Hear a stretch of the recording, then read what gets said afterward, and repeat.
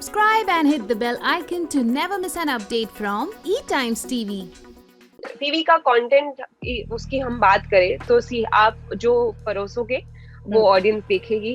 अगर और ऑडियंस इस पे आप कमेंट नहीं कर सकते। बहुत ही एक अब सिर्फ पर्सपेक्टिव की बात होती है कि आप कैसे उस चीज को लेते हो। अगर मतलब अभी अगर गॉड फॉरवर्ड अगर लॉकडाउन दूसरा हो भी जाता, तीसरा लॉकडाउन भी हो जाता है तो I am very well prepared and if I am not then may be I learn something again out of it and I feel very sad for actors कि जिन्होंने अपना काम खोया या जिनको अपने होम टाउन वापस जाना पड़ा and who are staying on rent. Like my heart goes out to them. Not a comeback for me. I was doing some other things. Yes, I was also auditioning for TV shows, but nothing worked out. Yeah. Why?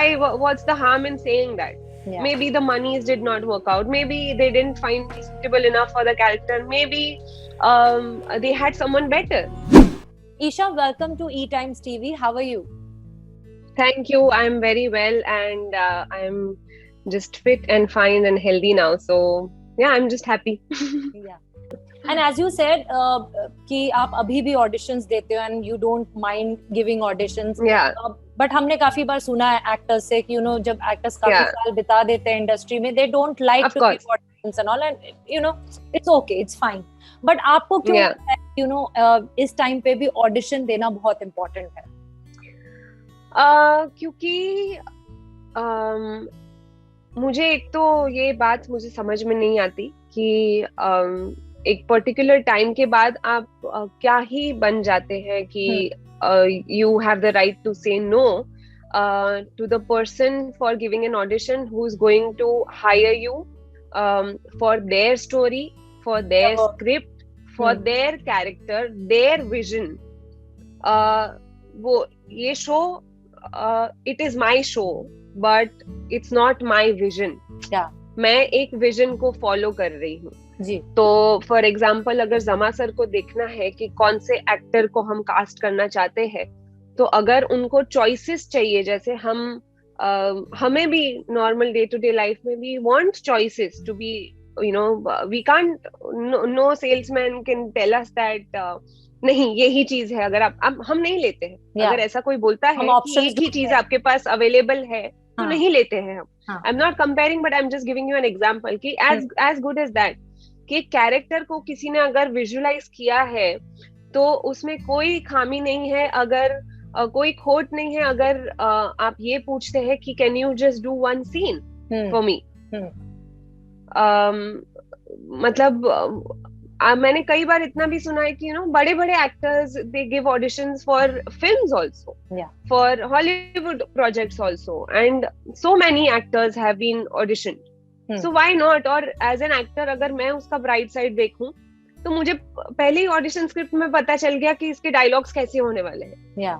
अगर मैं TV में थोड़ी पिकी हूं तो अगर मुझे वो script मिल जाता है पहले ही उसमें कि कैसे सीन्स आने वाले हैं, तो उस पे आपको थोड़ा आइडिया तो मिल ही जाता है. It's not like a film की जहाँ पे आपको बाउंड स्क्रिप्ट दी जाती. But yes, I mean sometimes you should just give it, why not? I mean मतलब आप कैसे श्योरिटी दे सकते हो कि मैं ये कैरेक्टर कर ही लूंगी without giving a proof? It's as simple as that. How much ever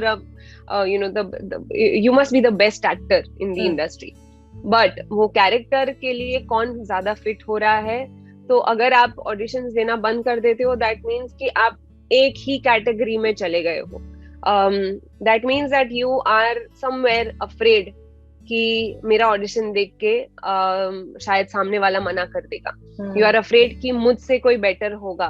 तो मुझे ये सारी चीजें लगती है कि जब मुझसे ऑडिशन मांगा जाता है तो मैं खुद उसका प्रूफ दे रही हूँ that see I am capable of doing this. After that जो भी फॉर्मेलिटीज होती है, I can bang on say that I am worth it because I performed in the audition. So to prove myself also, I love giving auditions. I am not willing to say कि आप मुझे audition के बगैर ये चीजें दे दो या जो भी फॉर्मेलिटीज भी होती है या bank on me without an audition. No, I am nobody to say that. The channel and the production house is way more bigger than the actor. So and everyone is replaceable right now. So if they see your audition, they love your performance, and I'm a very performance oriented actor. I am no star. I don't believe in that Isha Kansara के नाम पे कोई show चल सकता है. Yes, चल सकता है, चलेगा. I would be more than happy to accept that fact. But at the same time, if I am a performer, if I am I am an actor. So I am not going to say that आप मेरा act मत देखिए और मुझे ऐसे ही cast कर लीजिए सिर्फ मेरे नाम से. Because on screen I don't have to be Isha Kansara. On screen I have to be somebody who my producer, director, or my writer has imagined the character to be. Yes. So it's their right to take an audition. बिल्कुल. Also, जिस तरीके से हमने शुरुआत में discuss किया कि you have juggled between different mediums. अगर आपने एक डेली सोप बहुत टाइम तक किया तो जरूरी नहीं कि आपने उसके बाद डेली सोप किया. You moved on to ad films or web series or something else. But tell me, कहीं ना कहीं उसके पीछे ये भी रीजन है ईशा, क्योंकि हमारे यहाँ पे जो टेलीविजन में शोज बनते हैं, they are not always they are always women oriented, लेकिन उसमें एक स्ट्रॉन्ग बैकिंग या स्टोरी लाइन नहीं होता जो जो आपको लिटरली इंस्पायर करे to take up a project.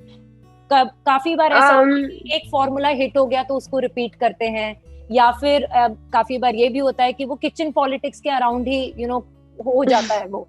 तो what is your take? My only point is that be it a film, be it TV, or be it an ad film or a web sketch, कुछ भी हो, writing matters the most for me. मेरा भी पहले ऐसा time था जहाँ पे मुझे लिखावट समझ में नहीं आती थी. मुझे नहीं पता चलता था if I should judge this as a good script or a bad script. There is no such thing called bad script. It's just that my perspective towards a script is something else. Someone else might like it, and someone else might perform a bad script that is for me in a much better way than I must have imagined. Yeah. So वो मेरे ऊपर नहीं है कि ये good script है या bad script है. It's just that picky मतलब वो तो सिंपल सी बात हो गई कि ये ad film अभी आ रही है, मुझे इंटरेस्टिंग लग रही है, तो I want to do it.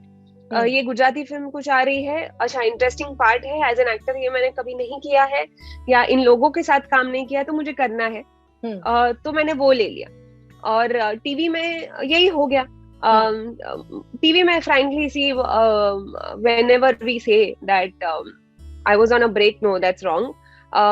Most of the times it's the channels and the production's call whether to cast an actor or no. There are very few times when we actors are given a choice कि ऐसा नहीं होता कि हमारे पास 5-6 shows platter में पड़े हैं. No, it has never been like that. So when as an actor I must have also quoted sometimes, I did not like any shows that came my way. No, it's not that. I must have auditioned for them, and truth to be told, I must have gotten rejected for them. Matlab, the producer probably did not like me, or the director did not find me कि ये character मैं कर पाऊंगी. Yeah. That's why that break from the TV. But it's not a break.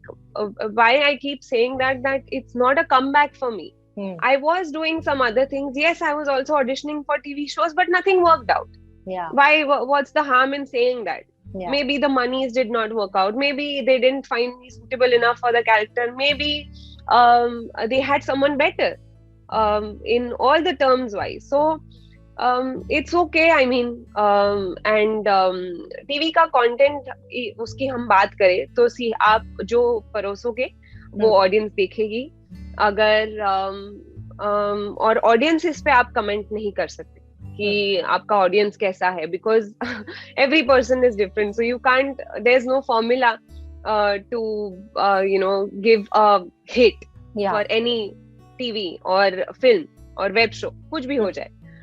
अगर audience को, आपकी audience वो show पकड़ लेती है, अगर आपको उसके लिए ऑडियंस मिल जाती है, तो आपका शो या फिल्म हिट है. Otherwise you did a project, you had fun, you move on. It's as good as that. I mean, उसको आप खराब या वो नहीं बोल सकते. वो आपके लिए शायद अलग होगा, पर दूसरे के लिए उसमें बहुत मेहनत लगी थी, उन्होंने भी बहुत मेहनत की थी.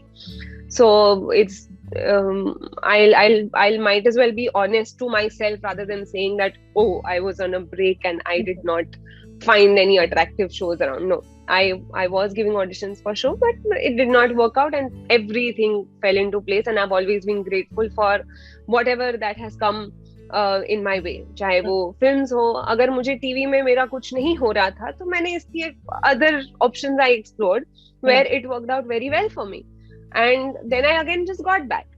Yeah. So it's not like कि ये break हो गया था. It's just that people probably didn't. I was catering to different audience. शायद ये जिनको लगता है कि मैं break पे थी, शायद उन्होंने मेरा दूसरा काम नहीं देखा था, पर मैं काम तो कर ही रही थी. शायद उनको सिर्फ पता नहीं था कि अच्छा मैंने इतने ad films कर लिए. I did more than 40 ad films during the lockdown in 2020. But फिर मैं एड फिल्म से मुझे लगा कि नहीं, अभी मुझे लॉन्ग फॉर्मेट करना है, तो मैंने टीवी में अपना इंटरेस्ट ज्यादा डाल दिया थोड़ा. So that's how I got that. So it's just that या मेरी जो ऑडियंस है वो बहुत ही अलग अलग जगह पे है, और मैं जो प्रोजेक्ट करती हूँ वो ऑडियंस तभी आती है मेरे पास कि अच्छा काम किया है. अगर टीवी किया है तो टीवी वाली ऑडियंस आती है कि अरे मैम आपका शो बहुत अच्छा है. So I just like to keep it like that. And lockdown की अगर बात करें, आपका लॉकडाउन कैसा रहा? You know, what were the new things that you experimented with and how was it for you? पहले लॉकडाउन की बात करें तो आई वाज अमेजिंगली सरप्राइज्ड कि हम इतना टाइम एक साथ घर में रह पाएंगे, because I have always lived on my own since I was 18. And उसके बाद 3 महीने और मैं एक इवेंट के लिए गई थी, एंड फिर 4 दिन में लॉकडाउन हो गया, तो मैं 4 दिन के कपड़े लेकर गई थी, and then I never got to come back to Mumbai, and I ended up staying in Ahmedabad at my family home for more than 100 days. Oh my so बहुत ही सारी discoveries हुई about family, about friends, about myself, कि हमें कितनी कम चीजों की जरूरत होती है.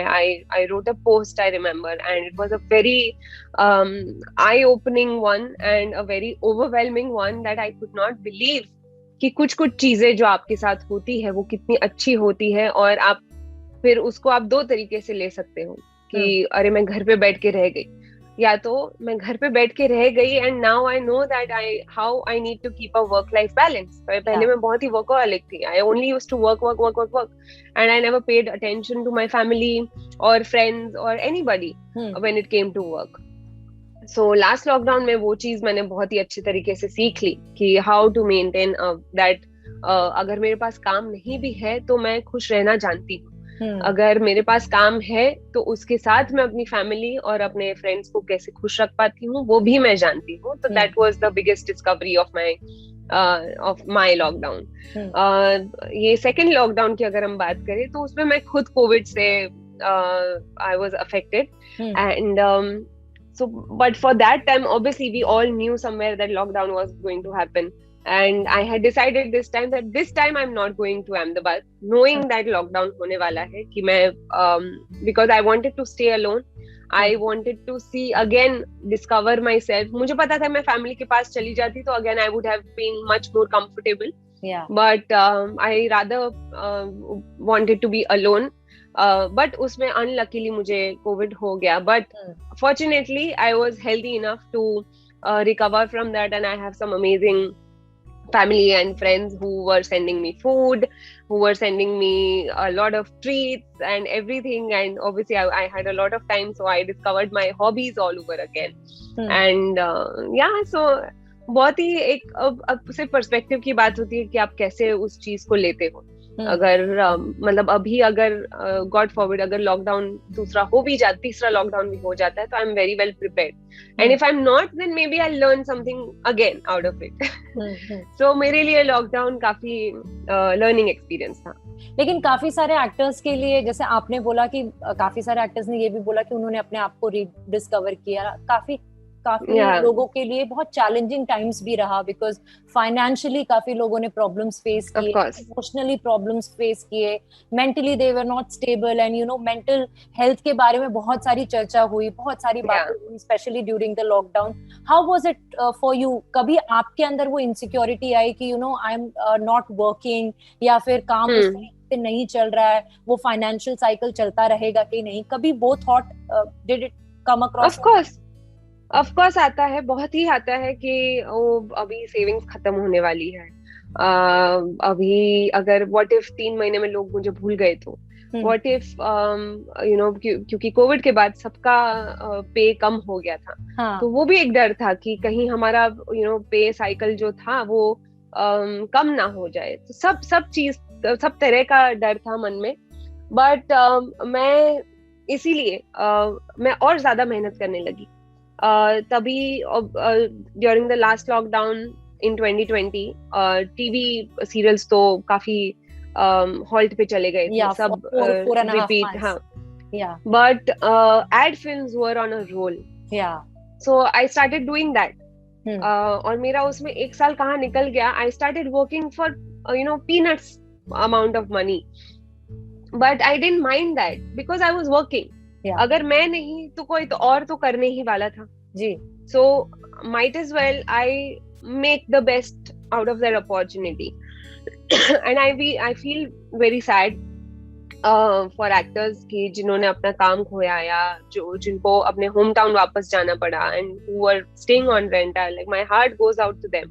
I was lucky enough to have my own house in Mumbai and my own house in Ahmedabad as well. My family in Ahmedabad, who God forbid अगर कुछ हो जाता तो वो सपोर्ट करते मुझे, बट उसकी नौबत नहीं आने दी।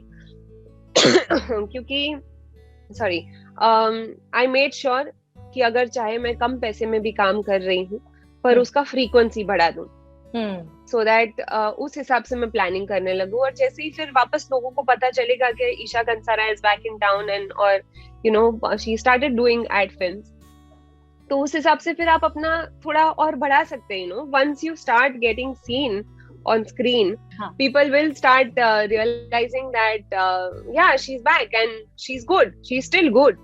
So yeah, it's all about proving yourself again and again as an actor. एक एक्टर कभी कांस्टेंट नहीं हो सकता है। हर किसी को हर प्रोजेक्ट में किसी ना किसी तरीके से उसको प्रूव करना ही पड़ता है, and that's the part of a job, and I am more than happy to do that. Thank you so much, Isha. It was pleasure and lovely talking to you, and all the best for your show. Thank you so much. It was fun chatting with you. Bye. Bye. Bye.